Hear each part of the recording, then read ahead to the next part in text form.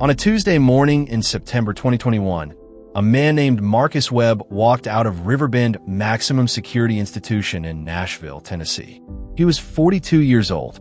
He had last walked as a free man when he was 27. He had spent 15 years, 3 months, and 17 days inside for a murder he did not commit. This is what happened. All of it. This is Told in the Dark. October 14th, 2006. Memphis, Tennessee. A Friday night.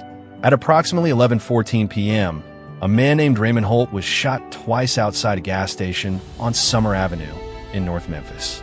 He died before the ambulance arrived. Raymond Holt was 31 years old. He had a daughter named Kezia. She was 4. Police canvassed the area. They found one witness, a 19-year-old named Darnell Price. Darnell Price told police he had been standing outside that gas station at 11:14 p.m. He said he had seen the shooter clearly. He said he knew him. He gave police a name, Marcus Webb. What Darnell Price did not tell police, what nobody would discover for 15 years, was that Darnell Price owed a debt to the man who actually fired those 2 shots. And Marcus Webb had nothing to do with any of it.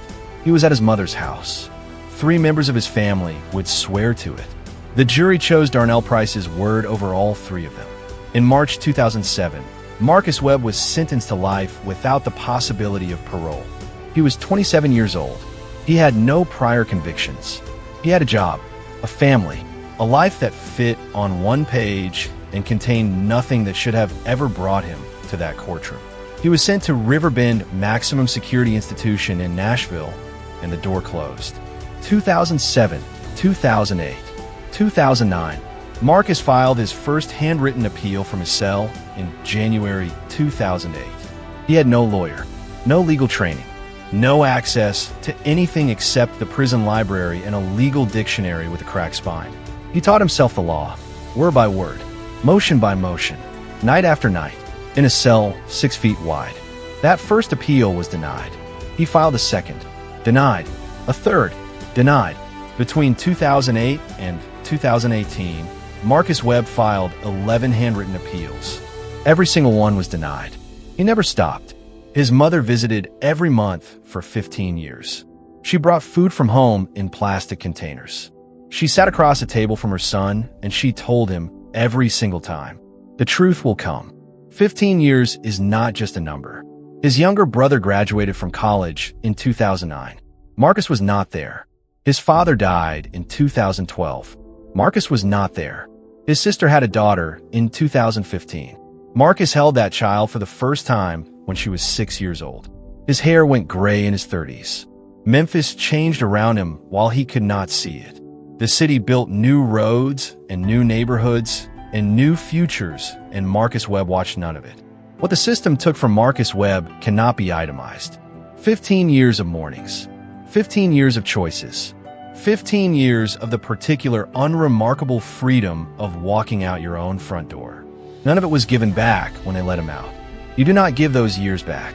You only decide what you do with the ones that remain. In the spring of 2018, a 22-year-old college student named Priya Anand started a summer internship at the Memphis Conviction Review Unit. The Conviction Review Unit is a small office for lawyers, 2 investigators, a filing cabinet that never quite closes. Their job is to look again at cases where something might have gone wrong. Priya was assigned routine case reviews. She was not a lawyer. She was not an investigator. She was a third-year student looking for course credit. In July 2018, she pulled the file on Marcus Webb. The case was 11 years old. It had been reviewed twice before and closed both times. Priya was the 3rd person to open it. She read the witness statement first. Darnell Price, 19 years old, standing outside the gas station on Summer Avenue at 11:14 p.m. Saw the shooter clearly. Gave a name. Then she read the evidence inventory. Items collected at the scene. Witness contact information.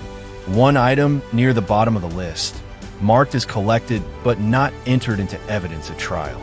Surveillance footage from a pharmacy 2 blocks from a gas station. Dated October 14th, 2006.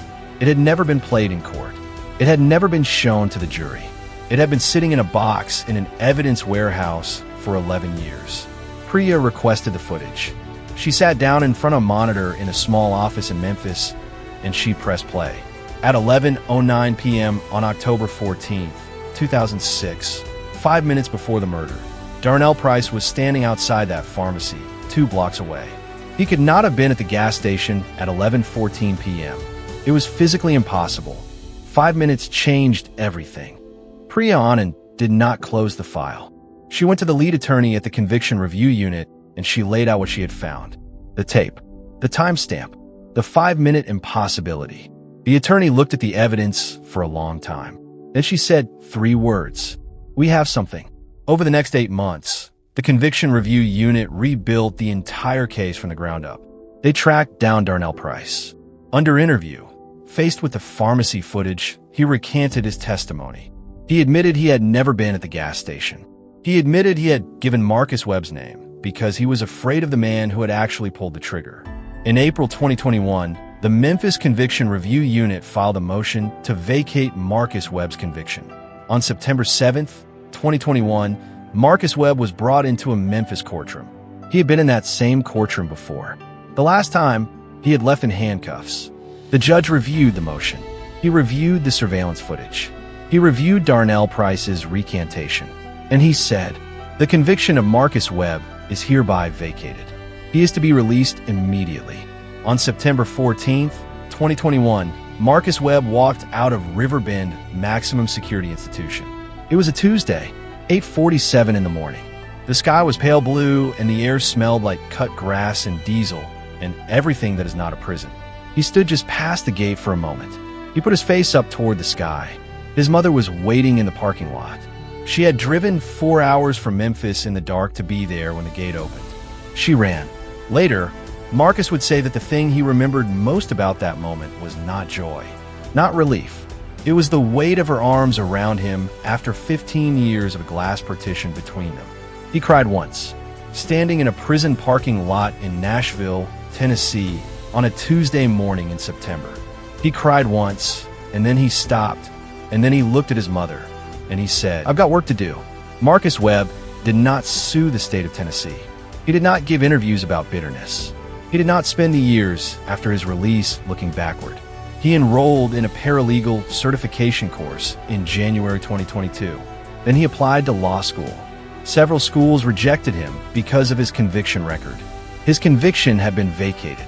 He had been exonerated. Completely. Formally. On record. They still said no. One school said yes.